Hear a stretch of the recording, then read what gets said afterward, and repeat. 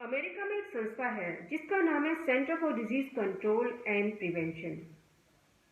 इस सेंटर ने प्रिडिक्ट किया था कि इस साल फरवरी महीने में अकेले यूएस में कोरोना वायरस से होने वाली मौत 2 लाख से 17 लाख तक होंगी, जबकि ऐसा नहीं हुआ। सारे फ्लू से, जिसमें कोरोना वायरस भी शामिल है, 20,000 से 50,000 तक की डेथ हुई है, जो कि पिछले 4 सीजन से भी कम है। इस सेंटर की माने तो अमेरिका की 80% जनसंख्या हर सीजन में कॉमन फ्लू से प्रभावित होती ही है। अब वर्ल्ड बैंक की बात करते हैं। वर्ल्ड बैंक की एक रिपोर्ट के मुताबिक अगर हम यूएस मॉडल को भारत में रखकर देखें तो टोटल कोरोना डेथ 1 लाख से 70 लाख तक होनी चाहिए थी, जबकि हुआ इसके उलट।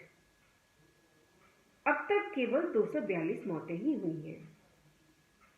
अब एक नजर पूरी दुनिया में विभिन्न बीमारियों से होने वाली मौतों पर डालते हैं। ये आंकड़े हमने वर्डोमीटर्स.info से लिए हैं। वर्डोइंफो दावा करता है कि हम ये आंकड़े WHO से लेते हैं। आइए डालते एक नजर। सीजनल फ्लू, इन्फ्लुएंजा और रेस्पिरेटरी इन्फेक्शन, इनसे होने वाली मौतें लगभग 1,21,000 हैं। मलेरिया से होने वाली 2 लाख हैं। सुसाइड से लगभग 2.5 लाख मौतें होती हैं। सड़क दुर्घटना से लगभग 3 लाख, शराब पीने से लगभग 6 लाख मौतें होती हैं। धूम्रपान से लगभग 12 लाख मौतें होती हैं। कैंसर से लगभग 20 लाख और भूख से 28 लाख मौतें होती हैं। और गर्भपात से लगभग 1 करोड़ मौतें होती हैं। तो इन आंकड़ों पर हम विश्वास कैसे करें?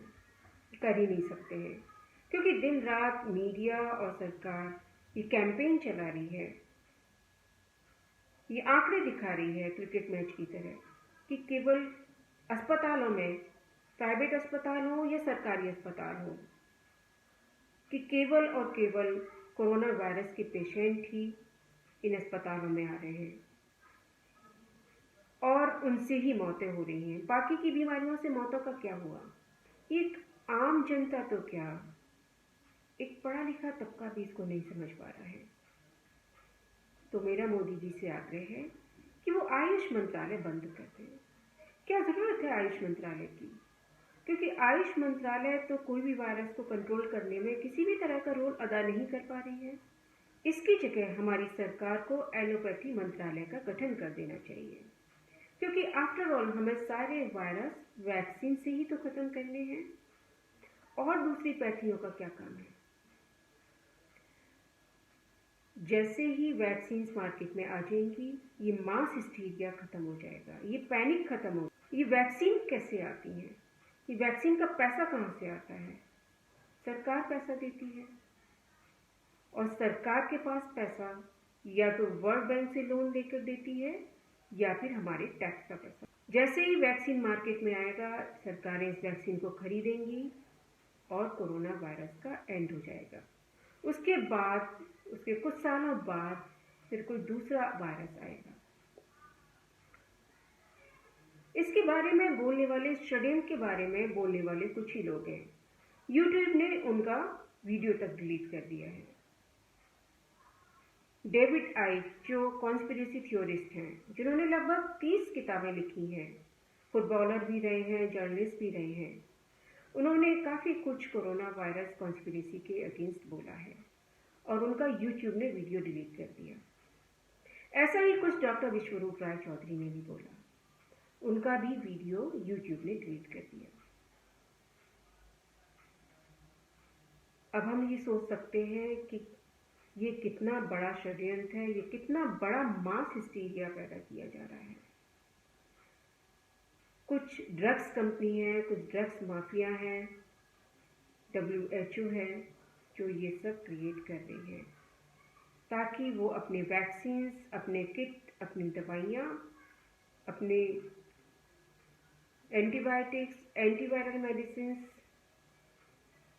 डेवलपिंग कंट्रीज में, अंडर डेवलप्ड कंट्रीज में बेच पाएं, और ये देश हमेशा वर्ल्ड बैंक के लोन के नीचे दबे रहे।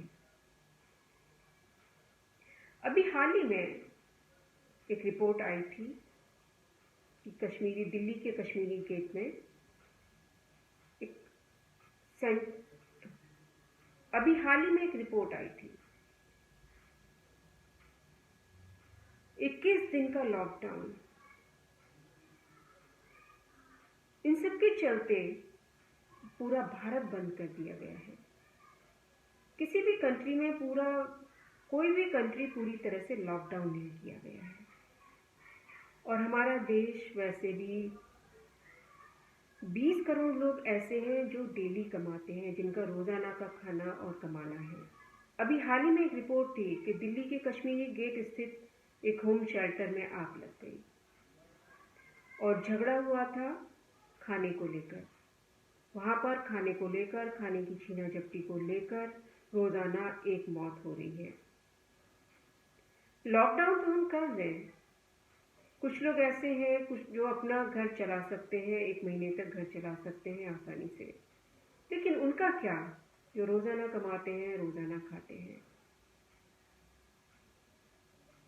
वो कैसे 21 दिन और इससे ज्यादा का लॉकडाउन सह पाएंगे। और आंकड़ों ने ये साबित कर दिया है कि कोरोना वायरस इतनी बड़ी महामारी नहीं है जितना इसको बनाया जा रहा है।